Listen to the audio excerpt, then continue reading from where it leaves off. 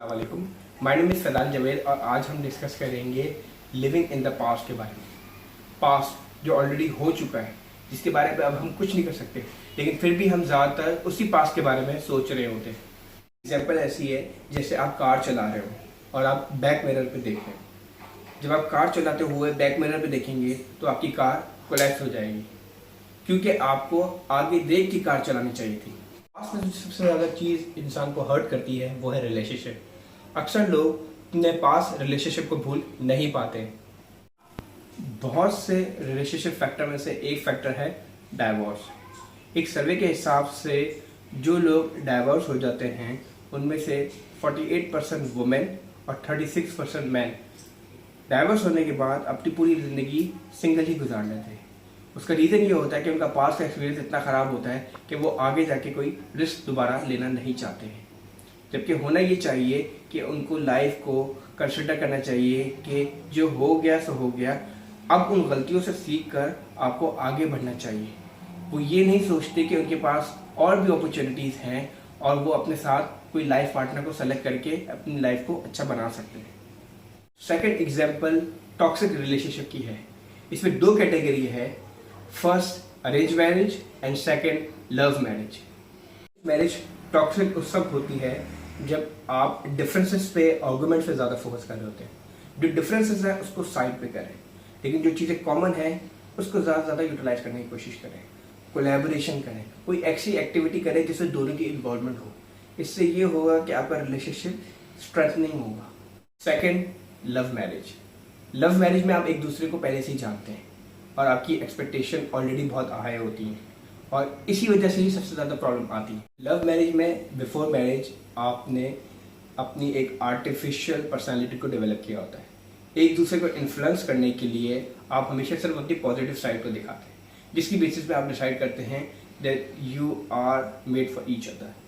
लेकिन अगर आप अपने पॉजिटिव और नेगेटिव पॉइंट्स को एक साथ रखें और फिर आप अपने पार्टनर को बताएं तो मे बी वो आपकी इस रिलेशनशिप को एक्सेप्ट ना करें। तो सिर्फ पॉजिटिव इमेज दिखाने की वजह से एक्सपेक्टेशन बहुत बढ़ जाती है, जिसकी वजह से जब आपकी कोलैबोरेशन होती है तो आपकी एक्सपेक्टेशन को मीट नहीं किया जाता। जब रिलेशनशिप की रिक्वायरमेंट्स को मीट नहीं किया जाता तो फिर रिलेशनशिप डिटोरिएट होना शुरू हो जाता है। आपकी एक्सपेक्टेशंस को मीट नहीं होने की वजह से आपका जो रिलेशनशिप है वो बहुत ज़्यादा नेगेटिविटी की तरफ चला जाता है। अब सोल्यूशन की तरफ आते हैं। How to ensure to choose the best life partner. Point number 1, similar value. Point number 2, communication compatibility. Point number 3, family. Point number 4, positivity. Point number 5, liking and disliking. Point number 6, hobbies. ये सारे ingredients को gauge करना होगा। इससे आपको पता चले कि दूसरे पर्सन का बिहेवियर किस तरह का है, एंगर, लाफ, डिसीजन मेकिंग किस तरह की है। इससे एटलीस्ट आप अपने आप को ये सेटिस्फाई कर सकते हैं कि आप में काफ़ी हद तक सिमिलरिटीज़ हैं और आपके क्या क्या डिफरेंसेस हैं, जिसको फिर आप फर्दर अपनी अंडरस्टैंडिंग से बेहतर कर सकते हैं। अब की पॉइंट पर आते हैं। बीइंग अ मुस्लिम हमें सैड नहीं होना चाहिए। एक हदीस के हिसाब से अगर आपको कोई भी मुश्किल पेश आती है तो आपके बदले कोई ना कोई गुनाह माफ़ हो जाता है। अगर आपकी लाइफ अच्छी चल रही है तो उसको अप्रिशिएट करें, और अगर आपकी लाइफ में कोई प्रॉब्लम है तो उसके अगेंस्ट में आपका कोई ना कोई गुनाह माफ़ हो जाएगा। इससे आपका एंड इजी हो जाएगा। तो हमारे लिए एक तरह से विन विन सिचुएशन है। बहुत से ऐसे लोग हैं जिनका पास हमारे पास से भी ज़्यादा बुरा गुजरा होता है, लेकिन फिर भी वो अपने पास में नहीं जीते हैं, वो आज में जीना जानते हैं। तो आप भी अपने आज में जीना सीखें। जो आपके पास ऑप्शंस हैं लिमिटेड, उनको एक्सप्लोर करें और उससे अपनी लाइफ को बेहतर करने की कोशिश करें। पास की सिर्फ इतनी ही वर्थ है कि जो मिस्टेक्स आपने अपने पास में की होती है उनको रिपीट ना करें। और ये बहुत इम्पॉर्टेंट है समझना कि एज अ मुस्लिम ये लाइफ एक टेम्प्रेरी लाइफ है। एक सर्टन टाइम के बाद ये लाइफ ख़त्म हो जाएगी।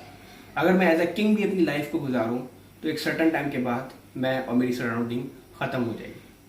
तो हमें इसलिए लाइफ को ज़्यादा होल्ड नहीं करना चाहिए और जो भी हमारे पास लिमिटेशंस हैं उनको एक्सेप्ट करना चाहिए और उसी में खुश रहना सीखना चाहिए। वीडियो का मैं सेकंड पार्ट भी बनाऊंगा जिसमें मैं फर्दर डीप एनालिसिस और स्टैटिकल डाटा को भी शो करूँगा। So for now, enjoy your life and be happy.